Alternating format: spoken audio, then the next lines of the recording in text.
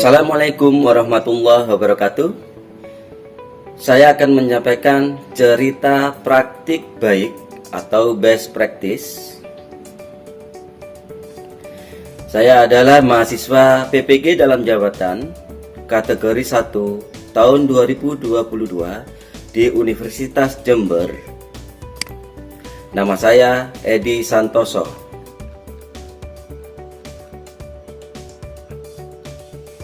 Menyusun cerita praktik baik atau best practice menggunakan metode STAR, situasi, tantangan, aksi, refleksi, hasil, dan dampak terkait pengalaman mengatasi permasalahan siswa dalam pembelajaran.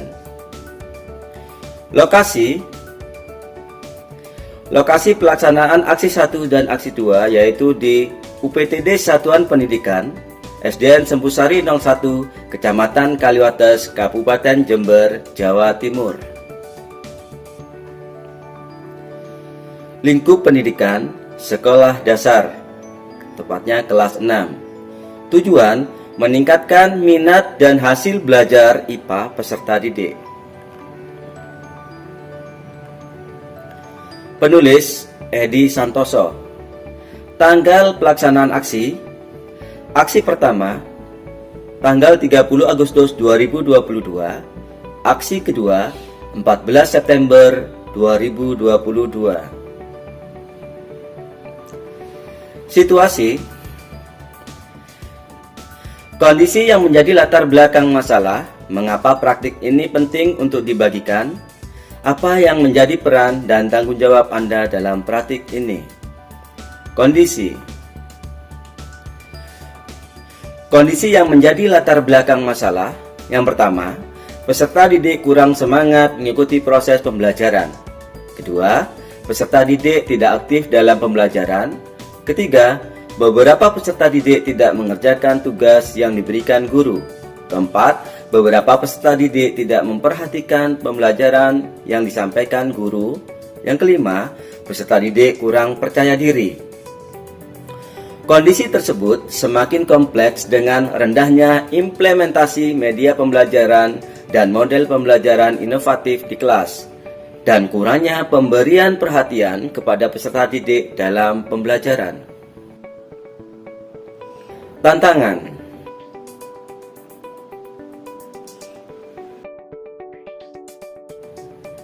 Apa saja yang menjadi tantangan untuk mencapai tujuan tersebut? Siapa saja yang terlibat? Identifikasi masalah.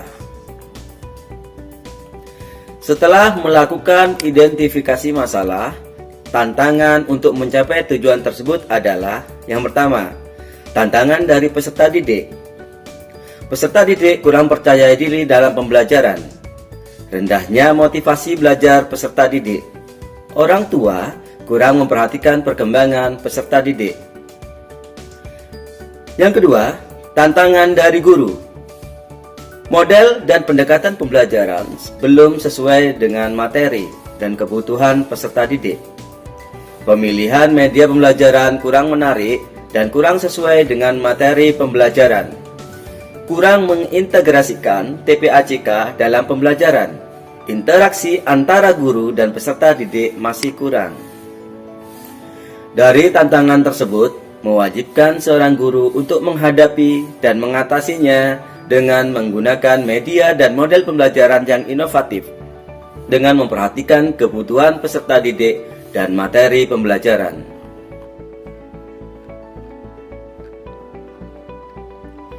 Aksi.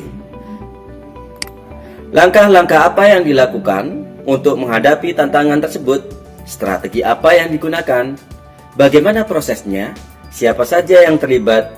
Apa saja sumber daya atau materi yang diperlukan untuk melaksanakan strategi ini? Langkah-langkah yang dilakukan untuk menghadapi tantangan tersebut adalah: yang pertama, model pembelajaran. Usaha meningkatkan minat belajar peserta didik. Salah satu langkah yang ditempuh adalah penggunaan model pembelajaran yang bisa memotivasi peserta didik dalam pembelajaran. Guru menggunakan model pembelajaran Problem Based Learning atau PBL Guru melaksanakan pembelajaran sesuai dengan sintaks pembelajaran PBL dengan tujuan untuk mengaktifkan peserta didik. B. Media pembelajaran. Guru menggunakan media pembelajaran konkret yang ada di lingkungan sekitar dan menggunakan aplikasi pembelajaran yang berbasis TPACK, sehingga peserta didik lebih tertarik dan termotivasi dalam pembelajaran. C. Meningkatkan interaksi. Guru menggunakan pendekatan yang dapat meningkatkan komunikasi peserta didik dengan guru dan diharapkan dapat meningkatkan rasa percaya diri peserta didik dalam pembelajaran dengan menggunakan pendekatan saintifik.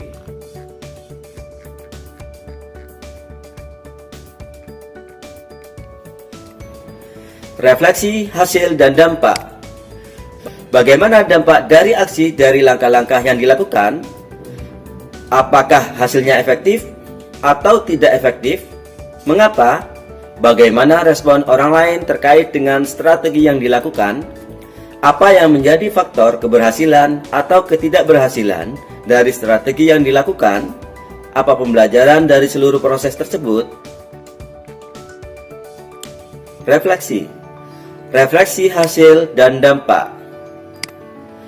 Dampak dari penerapan model pembelajaran PBL dengan pendekatan saintifik yang dikolaborasikan dengan pemanfaatan media pembelajaran berbasis TPACK menunjukkan bahwa peserta didik lebih bersemangat dan tidak jenuh dalam pembelajaran.